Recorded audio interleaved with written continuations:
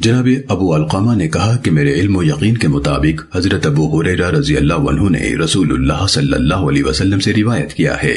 آپ نے فرمایا، بے شک اللہ ذوالجلال ہر 100 سال کے شروع میں یا آخر میں اس امت کے اندر ایک آدمی پیدا کرتا رہے گا جو اس کے دین کو اثر نو قائم اور مضبوط کرتا رہے گا۔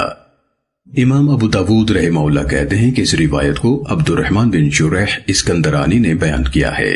وہ شرحیل سے آگے نہیں بڑھا، یعنی اس نے بعد والے راویوں کا ذکر چھوڑ دیا ہے۔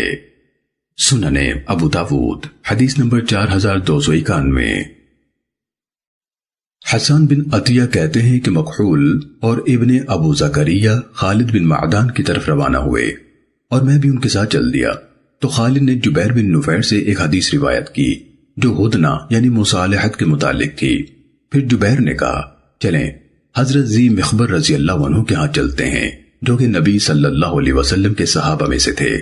ہم ان کے پاس پہنچے تو جبیر نے ان سے ہدنہ یعنی مصالحت کے متعلق پوچھا، تو انہوں نے کہا، میں نے رسول اللہ صلی اللہ علیہ وسلم کو فرماتے ہوئے سنا ہے، تم لوگ رومیوں سے ایک پرامن مصالحت کرو گے اور پھر ان کے ساتھ مل کر اپنے پیچھے ایک دشمن سے جنگ کرو گے، ان پر غالب رہو گے، غنیمت پاؤ گے اور صحیح سلامت رہو گے، پھر وہاں سے واپس لوٹو گے اور ایک میدان میں اترو گے جس میں ٹیلے بھی ہوں گے، تو عیسائیوں میں سے ایک آدمی صلیب بلند کرے گا اور کہے گا صلیب غالب آ گئی، تو مسلمانوں میں سے ایک آدمی کو غصہ آئے گا اور وہ اسے قتل کر ڈالے گا، تو اس موقع پر رومی دھوکہ کریں گے اور جنگ کے لیے جمع ہو جائیں گے۔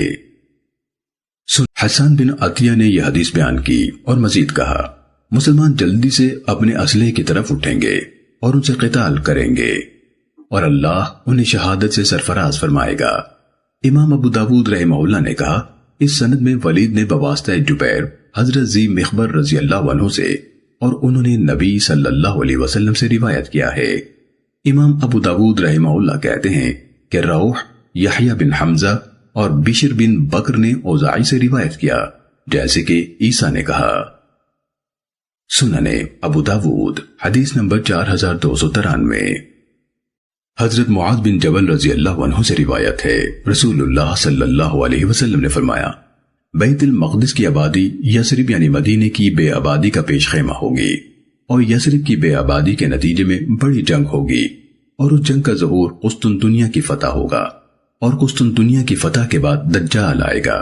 پھر رسول اللہ صلی اللہ علیہ وسلم نے اپنا ہاتھ اس حدیث کے بیان کرنے والے یعنی حضرت معاذ رضی اللہ عنہ کی ران یا کندھے پر مارا، پھر فرمایا، بلا شبہ یہ واقعہ اس طرح حق ہے جیسے کہ تم یہاں ہو یا بیٹھے ہوئے ہو۔ مراد حضرت معاذ بن جبل رضی اللہ تعالی عنہ تھے۔ سنن ابو داود حدیث نمبر 4294۔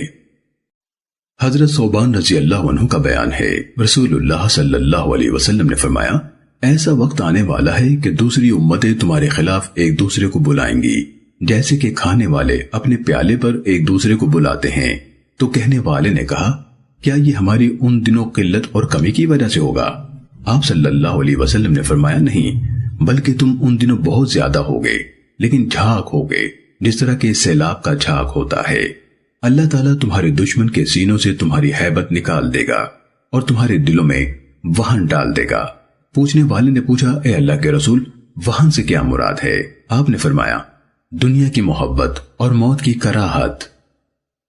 سنن ابو داود حدیث نمبر 4297۔